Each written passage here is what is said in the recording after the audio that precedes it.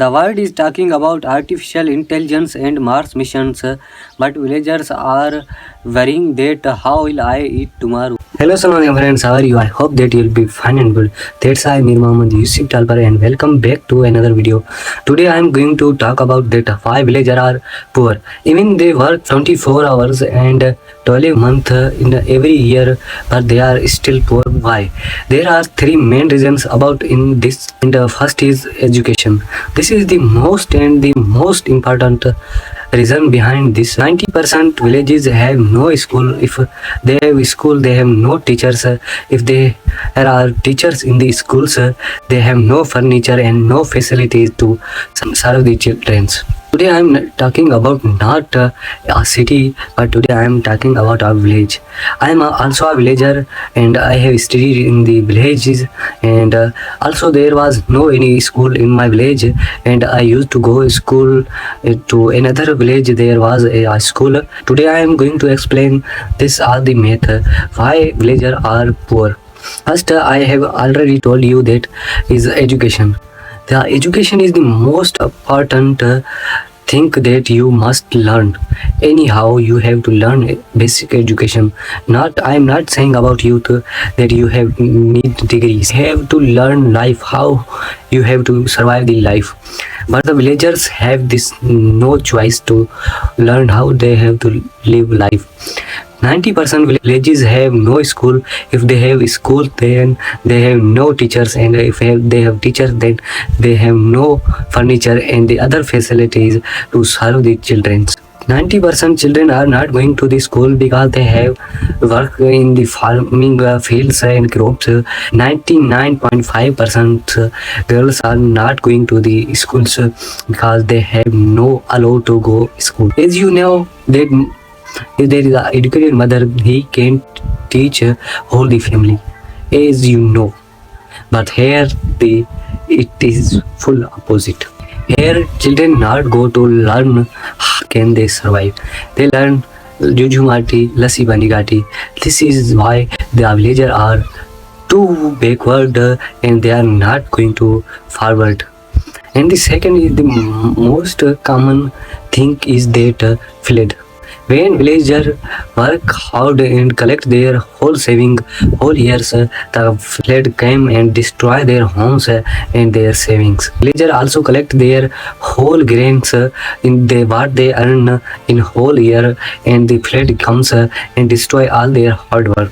90% villagers are destroyed by the floods. Even sometimes the flood destroy their crops in their fields. And also sometimes this can affect their villagers' homes, schools, even their lives. There are too many people are died in the floods and they lost their lives. Whenever flood comes, there is no way to go city or buy eatable things. Villagers have no way to survive their life and they suffer too many difficulties in the flood. In flood, they have no way to go city to buy medicines or eatable things. Even they have money, but they cannot do anything. There would be no any way to go city, and the government does not support the villagers. This is the main and the shame on the government that when the flood comes, the government must support the villagers instead. But the government does not support the villagers, and the villagers are going backward every day. Third is crop. 90% villagers are farmer and they grow crops. But we talk about that how they grow the crops. To grow a healthy and a good crop, we need DAP, fertilizers, field water. But there is no way, there is no electricity in the villages that can support the villagers. They use diesel, and you can see the price of the diesel, 520 rupees. You can see the price of the diesel. I will tell you all the inputs in this to grow a good and a healthy crop.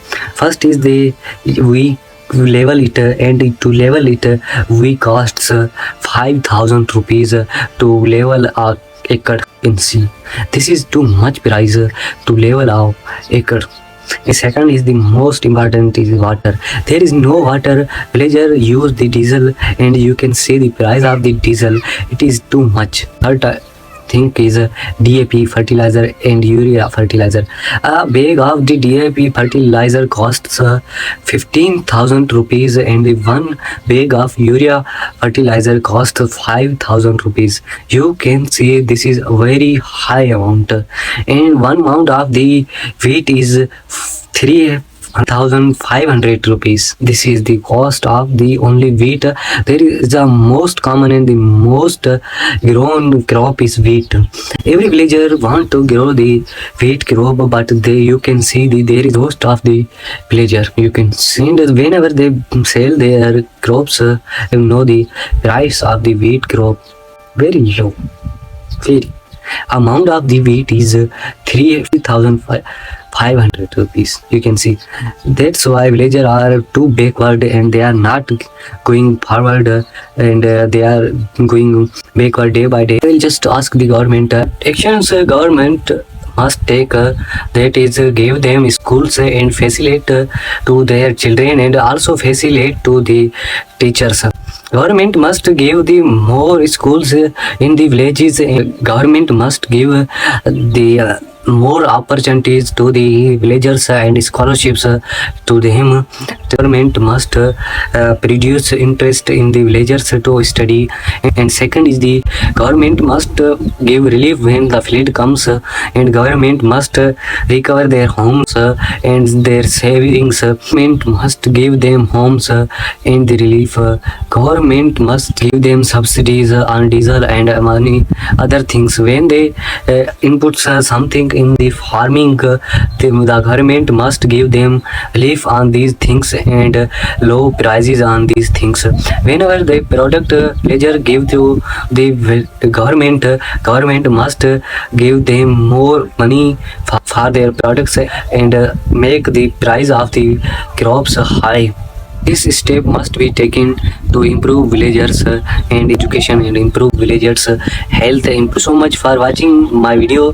This is Mohammed Yousuf Talpur, and I can make mistake, and please how I made mistake, and thank you so much for watching our video. Thank you so much.